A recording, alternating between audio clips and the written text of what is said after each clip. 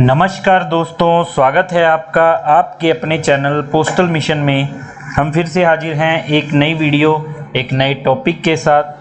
तो जो हमारी इम्पोर्टेंट क्वेश्चंस की सीरीज चल रही है उसी में ही हमने पिछली क्लास जो है वो डीओपी इम्पोर्टेंट क्वेश्चंस की स्टार्ट की थी। उसी कड़ी में हम अगली क्लास आज जो है लेकर आए हैं। डीओपी इम्पोर्टेंट क्वेश्चंस की सीरीज में कोई टॉपिक वाइज नहीं है, इसमें सभी मिक्स क्वेश्चन आएंगे जो एमटीएस, पोस्टमैन, पीए, एसए, मेल गार्ड के लिए सभी के लिए जो है इम्पोर्टेंट है, क्योंकि दोनों ही एग्जाम बिल्कुल नज़दीक है। एक 17 अगस्त को है पीए एसए का और 31 अगस्त को है एमटीएस पोस्टमैन का। तो इसलिए हम जो है कंटेंट लेकर आ रहे हैं, जो भी टॉपिक लेकर आ रहे हैं वो सभी के लिए जो है सेम लेकर आ रहे हैं, तो सभी को इसका फ़ायदा मिलेगा। और हमने टॉपिक वाइज भी वीडियोस बनाई हैं, वो आप देख सकते हैं। पीओ गाइड 1 पर है बहुत सारी क्लासेस, 2 पर भी बहुत सारी क्लासेस है, आईटी मॉडर्नाइजेशन पर और प्रोडक्ट एंड सर्विसेज की बहुत सारी क्लासेस हैं, वॉल्यूम से रिलेटेड है। आप आईटी मॉडर्नाइजेशन की हमारी वीडियोस देखिए, आपको बहुत उससे बेनिफिट मिलेगा। बहुत अच्छा जो हमने कंटेंट आपके लिए तैयार किया है, लगभग एक पीडीएफ में 140 से ऊपर आपको फुल फॉर्म्स मिल जाएंगी। आपको ऑल इन वन सोल्यूशन उसमें हमने प्रोवाइड किया है, तो आप जरूर देखिए, आपको उसका बेनिफिट मिलेगा। और आपको जैसा कि पता है 99 रुपीज़ की मॉक टेस्ट बैच सीरीज जो है पोस्टल मिशन की टीम के द्वारा चलाई जा रही है, तो जो बिल्कुल नॉमिनल चार्जेस इसके रखे गए हैं सभी स्टूडेंट्स के लिए, कि ताकि ज़्यादा से ज़्यादा स्टूडेंट जुड़े और हमें अच्छा रिस्पांस मिल रहा है इसका। तो आप भी ज़रूर जुड़िए, आपको इसका बहुत बेनिफिट मिलेगा। आपकी प्रिपरेशन किस लेवल की हो रही है आपको उसके बारे में भी पता लगेगा कि डेली आप टेस्ट अटैम्प्ट करेंगे। अनलिमिटेड मॉक टेस्ट है, एग्ज़ाम जब तक आपका नहीं हो जाता तब तक अनलिमिटेड मॉक टेस्ट मिल रहे हैं। और उसके अलावा MTS, postman, PASA, mail guard से रिलेटेड जो भी हमारे पेड बैचेस हैं वो ऑलरेडी चल रहे हैं और आगे भी शेड्यूल्ड हैं। तो अगर आपको फुल जो है बैच लेना है तो उसके लिए भी आप कॉन्टैक्ट कर सकते हैं। वीडियो शुरू करते हैं। आज भी डीओपी इंपॉर्टेंट क्वेश्चंस की वीडियो है। पहला क्वेश्चन है, इन द वर्ड दर्पण लेटर डी स्टैंड फॉर। दर्पण डिवाइस के बारे में सुना होगा, है ना, जो बीओज में यूज की जाती है जीडीएस के द्वारा। तो दर्पण डिवाइस की फुल फॉर्म भी पूछी जा सकती है, या फिर कई बार ऐसा पूछा गया है कि ए की फुल फॉर्म पूछ ली है, ए का जो है एक्सपेंड पूछ लिया, डी को क्या बोलते हैं ऐसा। तो दर्पण में डी का क्या मतलब है ये पूछा गया है। तो दर्पण की फुल फॉर्म हमें पता होनी चाहिए, डिजिटल एडवांसमेंट जो है रूरल पीएन, ऐसे करके आपको हर एक जो है वर्ड का मतलब पता होना चाहिए। तो डी का पूछा है तो ऑप्शन है इसका राइट आंसर हो जाएगा डिजिटल। सेकंड क्वेश्चन है, primary data centre is functional at Navi Mumbai from. Primary data centre जो है नवी मुंबई में जो फंक्शनल है वो कब से फंक्शनल है। ठीक है, ये आईटी मॉडर्नाइजेशन जब प्रोजेक्ट आया था 2012-13 में, पहला प्रोजेक्ट था जो, उसके बाद इसको प्राइमरी डाटा सेंटर को सेटअप किया गया था। तो ये जो है कब से वर्किंग में है, 15/5/2015। कई बार ईयर दे दिया जाता है, कई बार डेट्स भी दी जाती हैं। ठीक है, तो 15/5/2015 से है, 3/4/2012 से है, या 3/4/2013 से है, या 1/1/2015 से। कई बार ऐसा भी हो सकता है कि डेट सेम होगी और ईयर चेंज कर दिया जाएगा। तो आपको ईयर तो याद होना ही चाहिए, है ना। ऐसा कम होगा कि आपको एक ही ईयर के 4 महीने दे दिए जाए, इतना क्लोज भी नहीं पूछा जाता है। तो इसका राइट आंसर हो जाएगा सेकंड क्वेश्चन का ऑप्शन सी, 3 अप्रैल 2013 को ये फंक्शनल कर रहा है, उससे तब से ये चालू हुआ था। तीसरा question, DRC data recovery centre Mysore जो है कब से काम कर रहा है। डिजास्टर रिकवरी सेंटर, है ना, डिजास्टर रिकवरी सेंटर मैसूर में जो है वो कब से फंक्शनल है। तो ये भी आईटी मॉडर्नाइजेशन के बाद ही बनाया गया था। तो इसमें क्या है, 2015 के ज्यादा ऑप्शन है और 2015 ही है ईयर।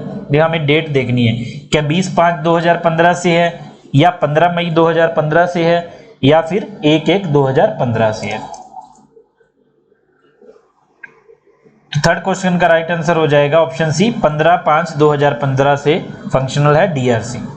फोर्थ क्वेश्चन है, which of the following is the latest offering in CBS. CBS जो है कोर बैंकिंग सोल्यूशन जो है उसमें लेटेस्ट ऑफरिंग मतलब लेटेस्ट जो है क्या सर्विस चालू की गई है। वैसे ये पुराना क्वेश्चन है लेकिन लेटेस्ट मतलब कि पिछले साल किसी प्रीवियस ईयर क्वेश्चन पेपर से हमने लिया है ये।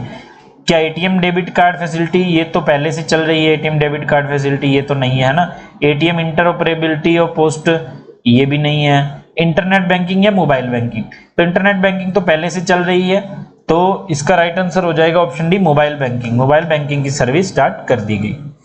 फिफ्थ क्वेश्चन है, टोटल नंबर ऑफ सेगमेंट और silos in IT modernisation project. अब देखिए आईटी मॉडर्नाइजेशन प्रोजेक्ट 2 में भी कितने सिलोज है, 8 है ना, लेकिन ये आईटी मॉडर्नाइजेशन पहले प्रोजेक्ट के बारे में पूछा है। तो आपको ऐसा नहीं समझना कि अभी आईटी 2.0 चल रहा है तो उसी के रिलेटेड ही क्वेश्चन पूछे जाएंगे, लेकिन एग्जाम सेट करने वाले के दिमाग पर डिपेंड करता है, वो पिछला भी कुछ पूछ सकता है, तो अब उसके भी जो इंपॉर्टेंट क्वेश्चन है वो आपको याद होने चाहिए। तो कितने सेगमेंट थे, 6, 5, 8 या 10?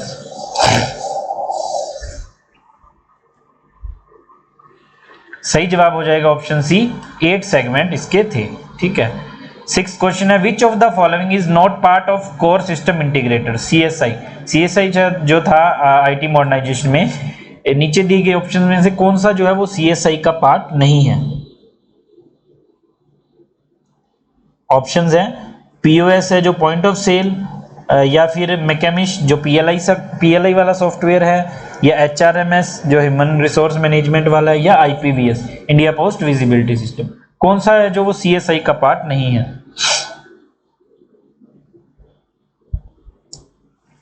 ऑप्शन बी इसका राइट आंसर हो जाएगा। कोर सिस्टम इंटीग्रेटर का पार्ट कौन नहीं है? मैकेमिश इसका पार्ट नहीं है।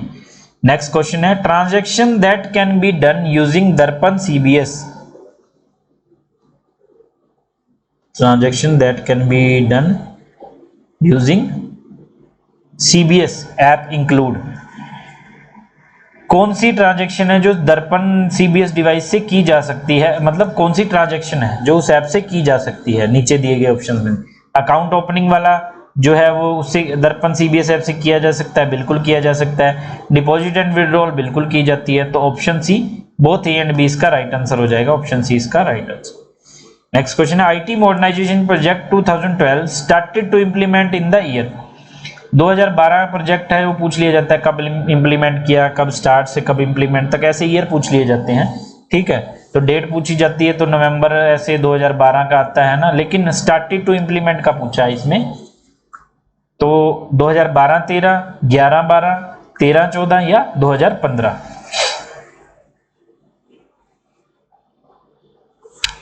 इसका राइट आंसर हो जाएगा ऑप्शन ए 2012-13।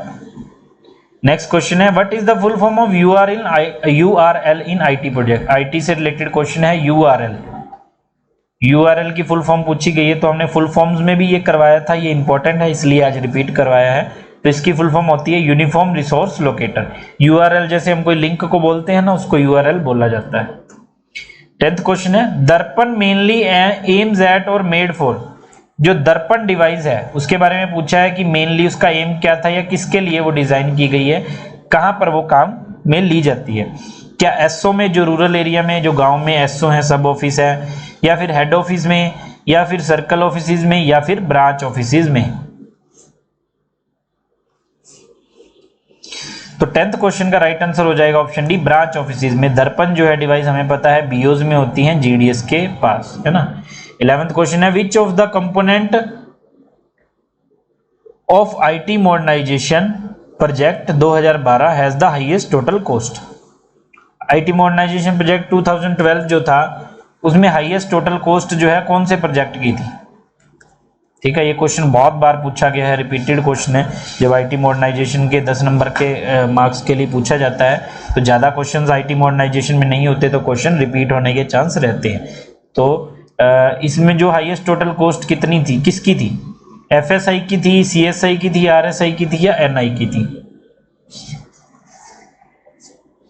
11th क्वेश्चन का राइट आंसर हो जाएगा option B, CSI, core system integrated की जो हाईएस्ट जो है कॉस्ट थी।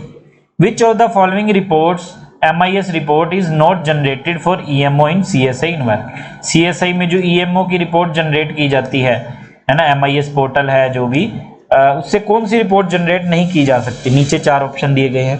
ऑप्शन ए है EMO एब्स्ट्रैक्ट रिपोर्ट, जो EMO का एब्स्ट्रैक्ट होता है, या money order report, money order पहले जो चलते थे अभी तो EMO चलते हैं, या फिर ऑडिट वाइज रिपोर्ट है, या परफॉर्मेंस रिपोर्ट।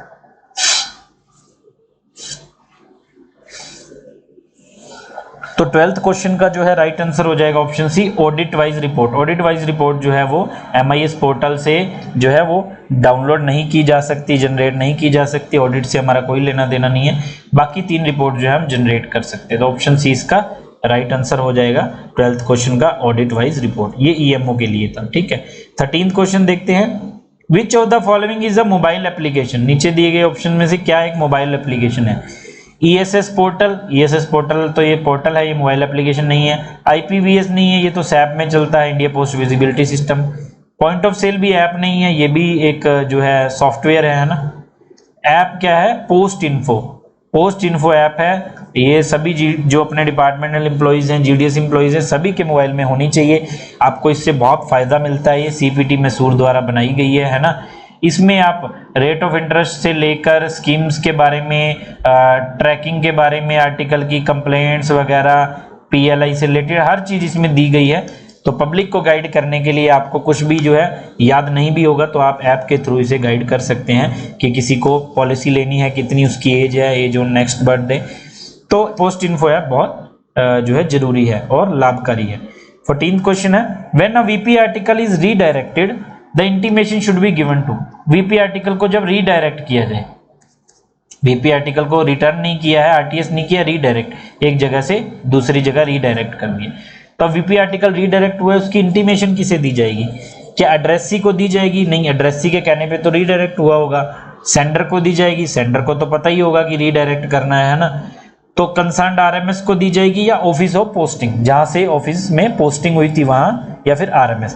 अच्छा, अब RMS का तो कोई लेना देना नहीं है, RMS को तो जो हम रिमार्क डालेंगे वो वहां पर भेज देंगे। तो ऑप्शन सी इसका राइट आंसर हो जाएगा, office of posting. Office of posting को जो है इंटीमेशन दी जाएगी कि जो भी अब उस आर्टिकल का VPMO आएगा वो उस ऑफिस से आएगा जहां पर रीडायरेक्ट किया गया है, तो उसे इंटीमेशन देना जरूरी है। Village sorting list M52 will be prepared and supplied to each office by. Village sorting list M52 जिसे बोला जाता है, वो प्रिपेयर किसके द्वारा की जाती है और सप्लाई की जाती है सभी को? सब डिविजनल इंस्पेक्टर द्वारा, या फिर सब पोस्ट मास्टर द्वारा, या हेड पोस्ट मास्टर द्वारा, या डिविजनल सुपरिटेंडेंट द्वारा। विलेज सॉर्टिंग लिस्ट होती है, उसमें सारी लिस्ट बनी होती है कि एक GDS को कितने विलेजेस जो है कवर करने हैं, कहाँ की डाक जो उसके अंदर आती है। तो ये जो लिस्ट प्रिपेयर की जाती है, ऑप्शन है सब डिविजनल इंस्पेक्टर। जो भी ब्रांच से रिलेटेड काम होता है विलेजेस से रिलेटेड, वो मोस्टली सब इंस्पेक्टर द्वारा, सब डिविजनल इंस्पेक्टर या ASP जो है सब डिविजनल हेड होता है, उनके द्वारा ही किए जाते हैं। ठीक है, तो नेक्स्ट क्वेश्चन से बढ़ने से पहले हम बता दें कि 99 रुपीज़ का जो मॉक टेस्ट बैच सीरीज शुरू की गई है, उसका फ़ायदा उठाएं। पोस्टल मिशन की टीम के साथ जुड़ने के लिए नीचे दिए गए नंबर पर कॉन्टैक्ट करें, और पेड बैचेस से रिलेटेड भी कुछ भी क्वेरी है आप कॉन्टैक्ट करें। आगे बढ़ते हैं। 16th जो है क्वेश्चन है, the sender of an article may obtain attested copy of receipt within how many months after addressee sign the receipt. Attested copy of receipt को हम प्रूफ ऑफ डिलीवरी भी बोल सकते हैं कि जैसे हमने कोई डाक भेजी 1 मार्च को भेजी और वहां पर 5 मार्च को डिलीवर होगी, लेकिन हमने बोला कि हमें तो नहीं पता डिलीवर हुई है, कंफर्म नहीं है, तो हम रिक्वेस्ट दे सकते हैं अटेस्टेड कॉपी ऑफ रिसीट, मतलब जिस जो पोस्टमैन की लिस्ट पर एड्रेसी ने साइन की है उसकी हमें एक अटेस्टेड फोटोकॉपी मिल जाएगी जो अटेस्ट होगी उस ऑफिस द्वारा। वो कितने महीने तक अप्लाई कर सकते हैं, साइन करने के कितने महीने तक? 3 महीने तक, 6 महीने तक, 9 महीने तक, या 1 साल तक, कि इतने टाइम पीरियड के बाद वो नहीं मिलेगी। तो इसका राइट आंसर हो जाएगा ऑप्शन बी, 6 महीने इसका टाइम पीरियड होता है, 6 महीने के अंदर अंदर हमें अप्लाई करना है। 17th क्वेश्चन है, the book of information is maintained in which of the following offices. Book of information होती है ना, बुक ऑफ इंफॉर्मेशन कौन से ऑफिस द्वारा मेंटेन की जाती है? Each HO and SO, head office और सब ऑफिस द्वारा, या ब्रांच ऑफिस द्वारा, या सिर्फ हेड ऑफिस द्वारा HO ओनली, या none of this. Book of information इसे बोला जाता है। 17th क्वेश्चन का राइट आंसर हो जाएगा option A, each HO and SO। हर एक हेड ऑफिस और सब ऑफिस द्वारा ये मेंटेन की जाती है, ब्रांच ऑफिस द्वारा नहीं मेंटेन की। Insufficiently paid VP article is found in letter box, it should be treat. VP article था और इनसफिशिएंटली पेड है ना। अगर सफिशिएंटली या पूरा पेड हो, प्री पेड हो, तब तो हम उसे बुक करवा देंगे काउंटर पर, है ना। लेकिन इनसफिशिएंटली पेड है तो उसमें क्या कैसे ट्रीट किया जाएगा? क्या रिटर्न टू सेंडर कर दिया जाएगा, या फिर नॉर्मल कोर्स में बुक किया जाएगा और जितनी उस पर ड्यू है पोस्टेज वो एड्रेसी से ले ली जाएगी डिलीवरी के टाइम, या फिर उसे नॉर्मल ही रजिस्टर्ड आर्टिकल में बुक कर दिया जाएगा, या नन ऑफ द अबव। तो थोड़ा दिमाग लगाने वाला क्वेश्चन है। अगर नहीं भी आता है तो आप थोड़ा सा सोचेंगे, दिमाग लगाएंगे तो आपको ये क्वेश्चन क्लियर हो जाएगा, है ना। तो इसका राइट आंसर हो जाएगा option A, return to sender. अब ये दो ऑप्शन क्यों नहीं है, काउंटर पर बुक क्यों नहीं हुआ, क्योंकि वीपी आर्टिकल है, वही अगले बंदे को जिसको डिलीवर होगा वो तो वीपी के अमाउंट पे करेगा ना, वो इसकी टिकट जो है वो पे नहीं करेगा, क्योंकि अगर फ्री आर्टिकल हो फिर तो हम उससे बोल सकते हैं, है ना। तो इसलिए रिटर्न टू सेंडर, सेंडर को भेज दिया जाएगा कि आप अपना जो है काउंटर पर आकर बुक करवाइए। Post masters order book MS1 है ये, MS1 is maintained by, post masters order book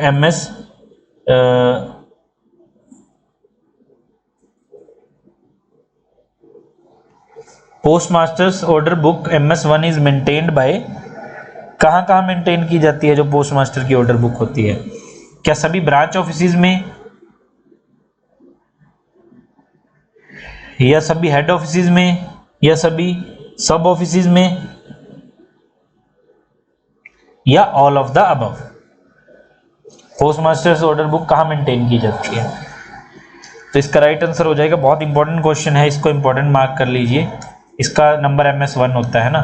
post master order book है जो ऑल हेड ऑफिसेज में मेंटेन की जाती है। 20th क्वेश्चन है, any information received by officer of department official should not be made public but this restriction are however applicable to, कि कोई भी इंफॉर्मेशन जो है डिपार्टमेंट ऑफिसर के द्वारा जो है कलेक्ट की गई है तो उसे पब्लिक नहीं करना है, सभी को नहीं बताना है, लेकिन ये रिस्ट्रिक्शन कहाँ पर लागू होती हैं, जो किन के लिए लागू नहीं होती हैं, DM के लिए, डिस्ट्रिक्ट मजिस्ट्रेट या कोर्ट ऑफ लॉ के द्वारा अगर कुछ ऐसा ऑर्डर हुआ है, या फिर कमिश्नर है, SP है उस एरिया का, डिस्ट्रिक्ट का, और या all of the above.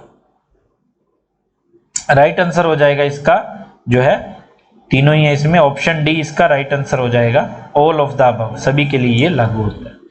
Notice of hours of business for branch offices will be supplied by, तो हमने पहले भी बताया था, अगर आपको जो है इसमें थोड़ा सा आपको अपना याददाश्त पर जोर डालेंगे तो गैस भी कर सकते हैं कि जो भी ब्रांच से रिलेटेड ज़्यादातर ऑर्डर्स हैं या सर्कुलर्स हैं या जो भी करना है वो कौन सप्लाई करता है, सब डिविजनल इंस्पेक्टर। तो ऑप्शन सी इसका राइट आंसर हो जाएगा।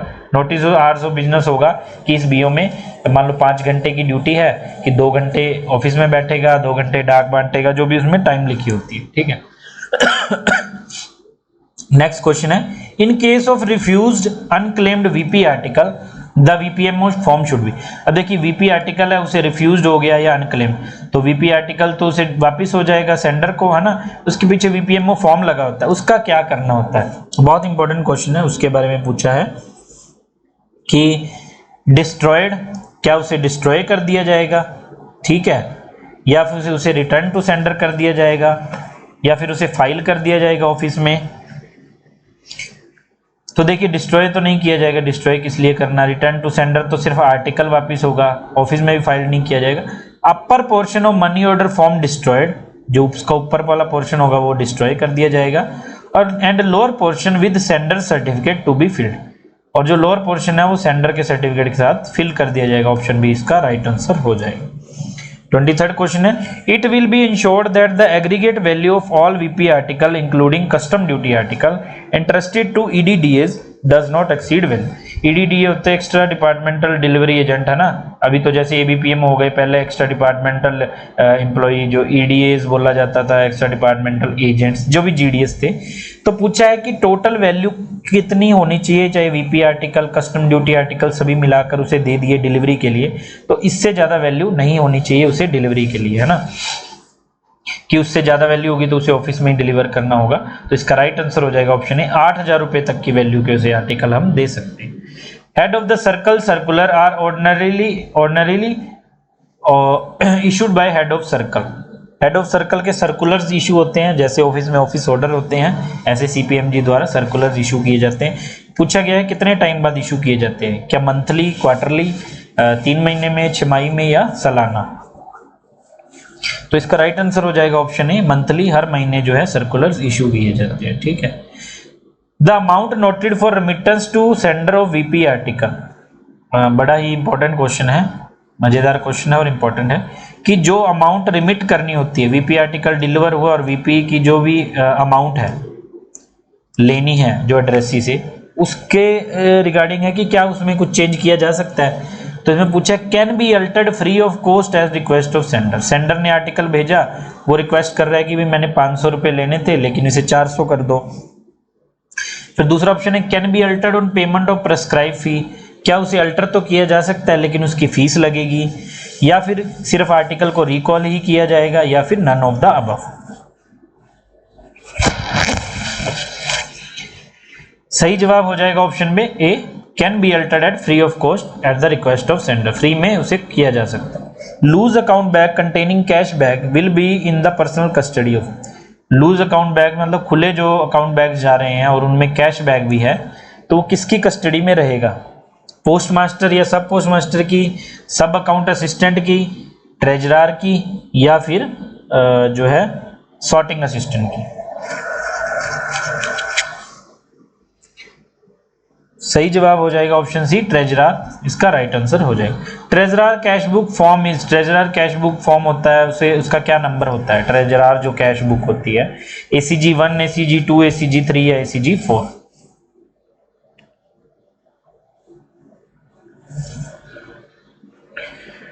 सही जवाब हो जाएगा ऑप्शन बी, ACG 2 इसे बोला जाता है ट्रेजरार कैश बुक। में 28 क्वेश्चन है, the minimum and maximum size permissible for folded aerogram. Folded है ये, है ना, एरोग्राम जैसे हम जो भेजते हैं ILC भेजते हैं, ऐसे एरोग्राम होता है फॉरेन पोस्ट के लिए, दोनों की एट पार होती है, रूलिंग सेम होती है।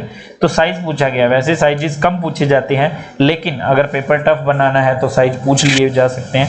तो आपको मेन चीज़ों के जो है लेटर से रिलेटेड, पार्सल से रिलेटेड, एरोग्राम से रिलेटेड और इनलाइन लेटर कार्ड, इनके थोड़े फोल्डेड एंड फोल्डेड साइज आपको याद कर लेनी है ना।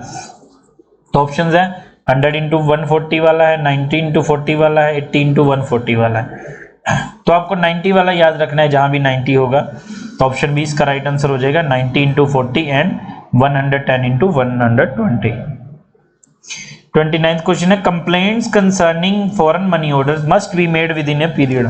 फॉरेन मनी ऑर्डर के लिए है, इनलैंड के लिए नहीं है। फॉरेन मनी ऑर्डर के रिलेटेड अगर कोई कंप्लेंट है तो जो सेंडर है वो कितने टाइम तक कर सकता है, उसके बाद उसकी कंप्लेंट नहीं मानी जाएगी। 3 महीने, जब भी इशू है उससे 3 महीने तक, 6 महीने तक, 1 साल के अंदर अंदर, या 2 साल के अंदर अंदर फॉरेन मनी ऑर्डर से रिलेटेड है। 29th का राइट आंसर हो जाएगा option C, 1 year from the date of issue. Option C इसका राइट आंसर हो जाएगा, 1 साल के अंदर अंदर तक जो है कंप्लेंट डाली जा सकती है। लास्ट क्वेश्चन है वीडियो का, under foreign post the international parcel post service with Pakistan India is carried. Foreign post जो है उसमें इंडिया और पाकिस्तान के बीच में जो पार्सल भेजे जाते हैं उसके लिए कौन सा एग्रीमेंट जो है किया गया है डिपार्टमेंट ऑफ पोस्ट द्वारा। बहुत इंपॉर्टेंट क्वेश्चन है, रिपीटेड क्वेश्चन है, बहुत बार पूछा गया है। ठीक है, इंडिया और पाकिस्तान का कौन सा एग्रीमेंट हुआ है पार्सल पोस्ट रिलेटेड। तो ऑप्शन है the UPU parcel post agreement, universal postal union का कोई पार्सल पोस्ट एग्रीमेंट है, या फिर बाइलेटरल एग्रीमेंट है, दोनों के बीच में आपस में समझौता हुआ है, या फिर स्पेशल बाइलेटरल एग्रीमेंट, कोई स्पेशल बाइलेटरल एग्रीमेंट है जो सिर्फ इन दोनों के लिए ही बनाया गया है, इंडिया और पाकिस्तान के लिए, या फिर नन ऑफ द अबव। तो लास्ट क्वेश्चन है वीडियो का, इसका जो है राइट आंसर हो जाएगा, कई लोगों ने पढ़ा होगा, कईयों को नहीं पता होगा, इसका राइट आंसर हो जाएगा option C, special bilateral agreement. दोनों कंट्रीज के लिए जो है स्पेशल बाइलेटरल एक एग्रीमेंट बनाया गया है जो किसी और कंट्री के लिए नहीं है। तो ऑप्शन सी इसका राइट आंसर हो जाएगा, जो इंडिया और पाकिस्तान के बीच में पार्सल पोस्ट के लिए बनाया गया। तो ये थी आपकी वीडियो, उम्मीद करते हैं आपको वीडियो पसंद आएगी। रिपीट मोड पर देखें और अपने हाथ से नोट्स बनाएं। जितने भी हमारे स्टूडेंट्स हैं, दोस्त हैं, साथी हैं, हम उन्हें यही जो है सजेस्ट करते हैं कि आप इस तरीके से तैयारी करिए, आपको फ़ायदा मिलेगा। अपने हाथों से लिखिए, पढ़ा हुआ, सुना हुआ, लिखा हुआ आपको ज़्यादा याद रहेगा। और 99 रुपीज़ वाली मॉक टेस्ट बैच सीरीज चल रही है, उसका फ़ायदा ज़रूर उठाएं। और भी पेड बैचेस चल रहे हैं बहुत ही कम प्राइजेस में, डिस्काउंटेड प्राइजेस में। तो जरूर पोस्टल मिशन की टीम को कांटेक्ट करिए, एग्जाम से रिलेटेड कुछ भी क्वेरी हो। मिलेंगे अगली वीडियो में, तब तक के लिए हंसते रहिए, मुस्कुराते रहिए, खुश रहिए। धन्यवाद।